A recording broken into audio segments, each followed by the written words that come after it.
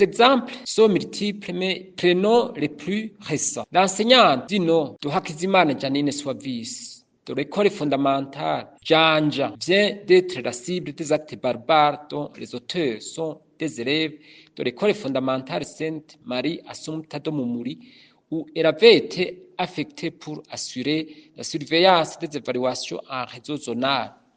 Les deux écoles se trouvent dans la même proximité géographique et sont situées dans la commune de Gitega. Les actes de violence dont l'enseignante Hakizimana Janine a été victime ont entraîné des blessures physiques ainsi que l'endommagement de son téléphone portable.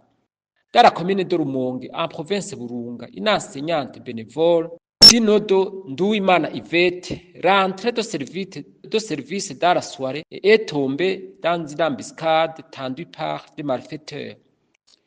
Elle a subi des sévices de tout genre jusqu'à être admise à l'hôpital. Au sein de la Fédération nationale des syndicats du secteur de l'enseignement et de l'éducation du Burundi, FENASEB, nous dénonçons énergiquement ces actes ignobles et sanants dont les enseignants sont victimes.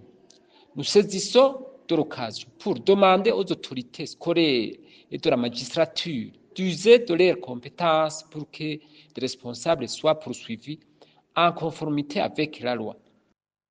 Les victimes devaient bénéficier des soins gratuits et en dédommagement parce qu'elles étaient au service de la nation. On observe actuellement au sein de la jeunesse l'absence de bonnes mœurs, des valeurs fondamentales, ainsi que la perte de la discipline et du respect. Nous voudrions rappeler à notre jeunesse scolarisée que l'enseignant est le substitut des parents au cours de toute la période passée à l'école. Il mérite donc le respect parce qu'il est la source de leur espoir. Le savoir ainsi que les compétences qui leur permettront de trouver des solutions aux défis rencontrés dans la vie émanent de l'enseignant. Dans ces jours, les parents semblent avoir décliné les responsabilités dans l'éducation de leurs enfants, qu'ils sachent que l'éducation familiale est le socle des comportements adoptés par l'enfant, même dans la vie adulte. Il est impératif que l'enfant intériorise dès le bas âge la valeur de... Dans certaines écoles, l'impunité est devenue une habitude. Quelquefois, les responsables des écoles et les enseignants prennent à la légère des écarts de conduite manifestés par les apprenants. Les conséquences de la pourriture de la situation reviennent aux autorités de l'école et aux enseignants.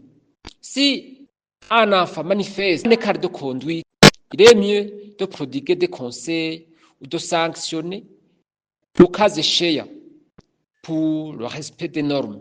Ces derniers jours, on entend des autorités administratives et politiques qui, dans leur discours, dévalorisent l'enseignant et son rôle. Ils oublient que la place occupée actuellement est tributaire des contributions de l'enseignant.